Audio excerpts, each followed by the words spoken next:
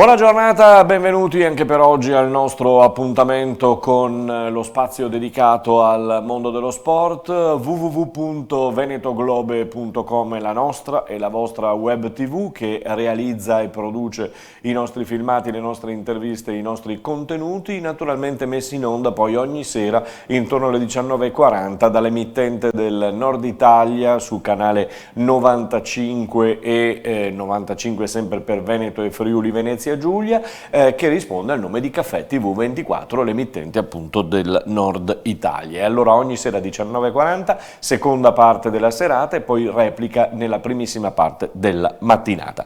Andiamo a vedere le principali notizie di oggi. Cominciamo con una medaglia storica ai mondiali di Stoccarda di artistica. È arrivata una medaglia storica, vi dicevo, per le atlete italiane, un bronzo storico per 4 sedicenni ed una 19enne, terze alla squadra come solo 69 anni fa.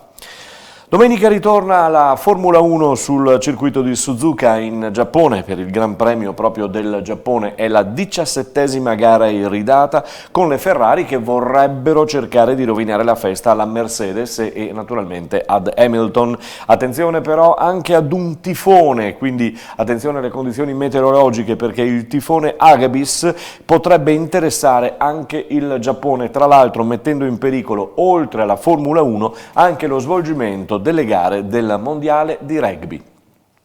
Fabio Fognini e Matteo Berrettini vanno avanti nel torneo ATP di Shanghai. I due italiani stanno lottando per arrivare alle finals di Londra, dove non arriva un italiano dai tempi di Barazzutti.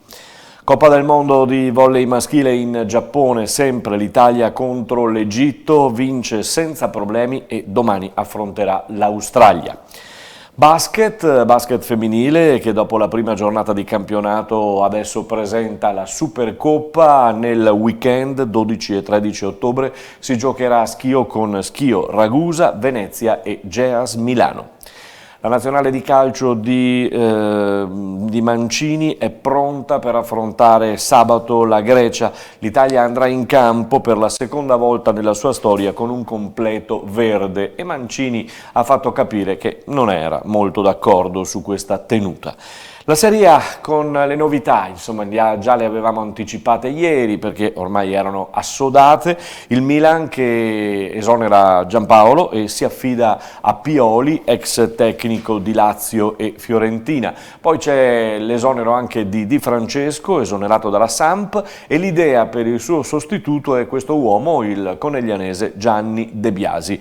Il Genoa invece, l'altra sponda di Genova, continua con Andrea Azzoli, lui rimarrà saldo in panchina. Torna in vetta intanto in questa Serie A la Juventus con 19 punti, inseguita dall'Inter con 18 e da una sorprendente sempre più Atalanta con 16 punti.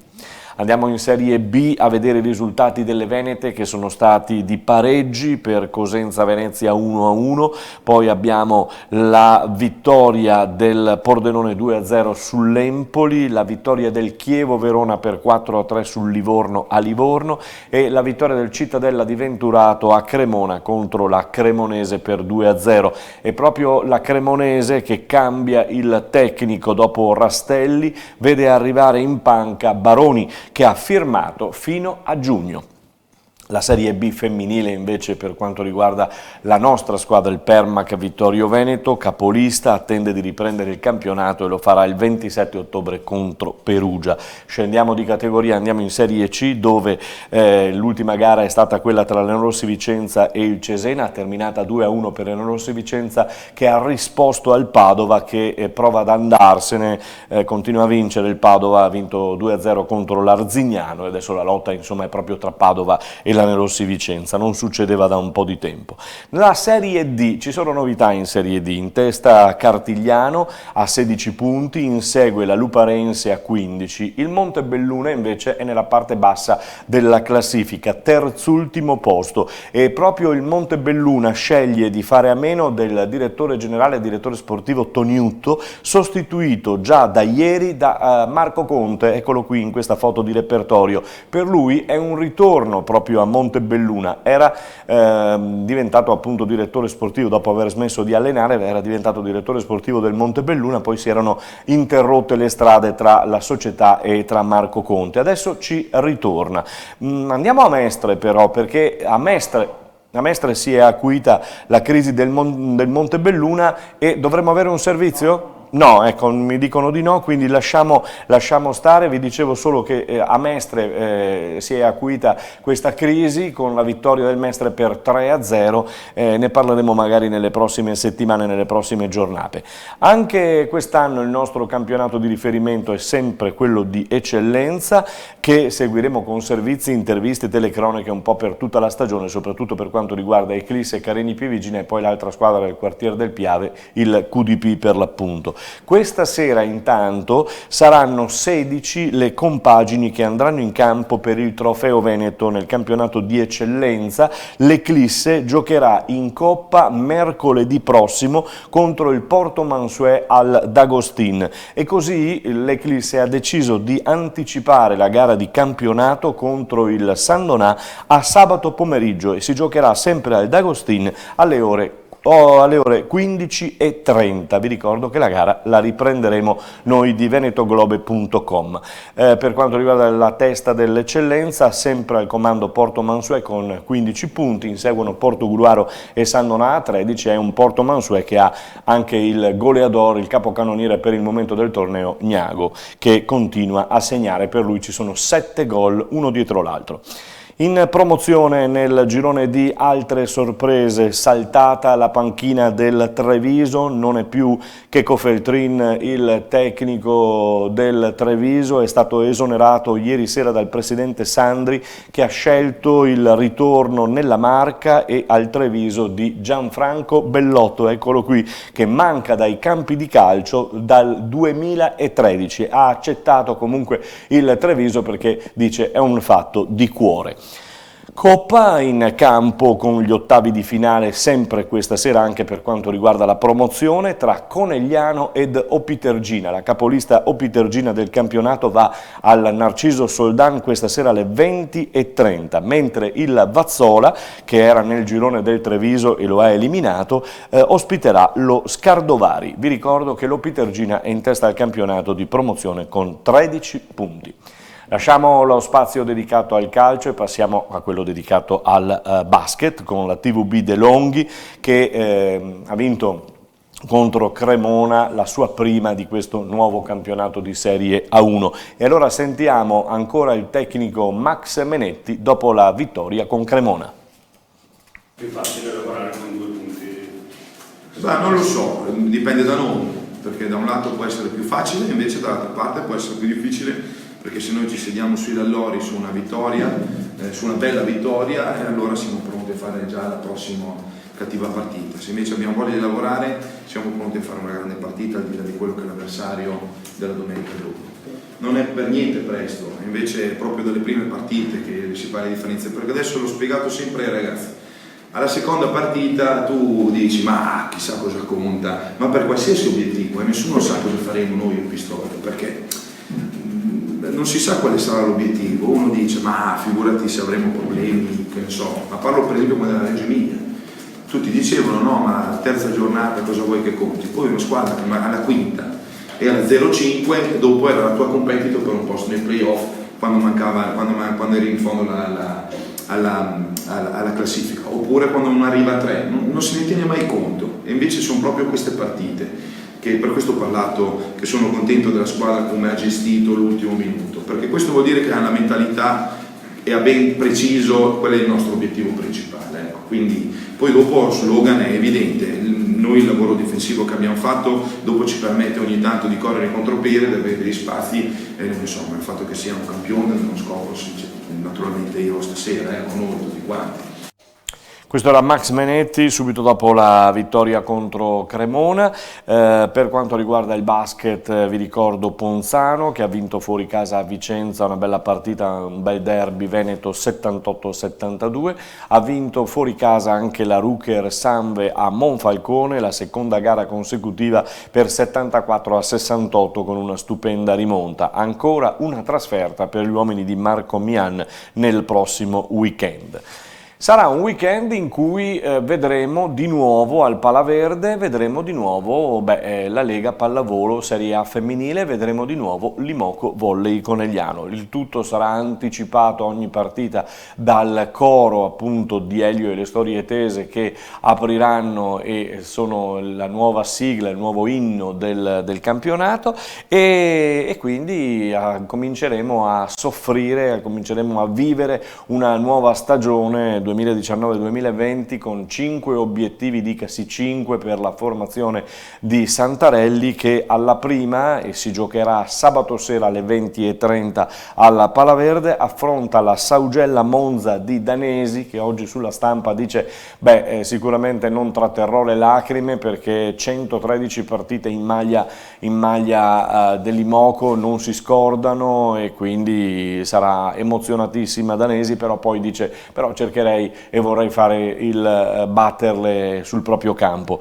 Vi ricordo anche che tra l'altro Bolos, la capitana, e probabilmente magari anche Danesi perché l'ha vinto anche lei lo scudetto, alzeranno il labaro nuovo per la vittoria appunto dello scudetto conquistato lo scorso anno, quindi ci sarà la premiazione e il momento particolare sabato sera. Per quanto riguarda la pallavolo maschile invece il Motta di Livenza scenderà in campo il 20 ottobre in trasferta, poi la prima in casa a Motta ce l'avrà il 27 contro Bolzano. E adesso il rugby Pro 14 con una situazione abbastanza complicata diciamo per Benetton che deve ritrovare la vera o il vero Benetton dopo la bellissima prova contro Leinster, purtroppo con sconfitta. È arrivata la brutta prova contro Connacht, sconfitta pesante 41-5 e a detta di chi c'era è stata veramente una brutta partita e un Benetton che non era quello che aveva giocato contro il Leinster. Ce lo facciamo spiegare anche dall'allenatore di Avanti e Mischia, cioè Fabio Ongaro. Sicuramente non è stata una partita positiva. Il fatto del risultato dovuto anche a non dico un approccio, però dovuto a, non voglio giustificare le assenze e trovare alibi. Abbiamo affrontato questa partita forse al di sotto delle nostre possibilità e sicuramente loro hanno fatto una grande prestazione con la loro squadra al completo, sempre una squadra tosta, Connacht, che sia al di là che erano a ranghi non ridotti ma erano al completo, hanno affrontato una squadra consistente e hanno messo in campo quello che ci aspettavamo anche di più. La domanda della stampa, la domanda di molti è stata: ma come poteva essere questa il Benetton visto con Leinster e questo visto con Connacht? Con Leinster, ecco, questo non è un alibi, abbiamo speso tanto sia a livello di energia mentale e fisica, abbiamo giocato una gran partita e forse l'abitudine di non, per tanti giocatori, di non giocare in questo campionato e quindi settimana dopo settimana tenere una certa concentrazione e consistenza ha portato a questo risultato, ma io non ne faccio una colpa, è la questione di abitudine a giocare a questo livello, quindi i più giovani, è questa la loro sfida, avere la stessa consistenza settimana dopo settimana. Hai parlato di un 15 che era diverso, recupererete ancora dei giocatori? Non penso recupereremo giocatori purtroppo, anzi penso che perderemo altre pedine, però chi rimpiazza questi giocatori sono sicuro avrà voglia di far vedere chi non ha giocato, di far vedere quanto vale, e chi ha giocato e non ha giocato all'altezza di riscattarsi con questa partita contro Ospreys. Ed è questa la fortuna che si ha a livello di club, che ogni settimana c'è la possibilità di di riprovare e quindi di far ricredere la prestazione precedente. Dove state lavorando maggiormente? Ma abbiamo appunto a livello mentale, perché a livello fisico stiamo bene e abbiamo appena finito una preparazione, è una questione di ritrovare l'energia mentale e una confidenza che magari penso sia normale aver perso con un punteggio così largo, però siamo fiduciosi e giocheremo al meglio questa partita.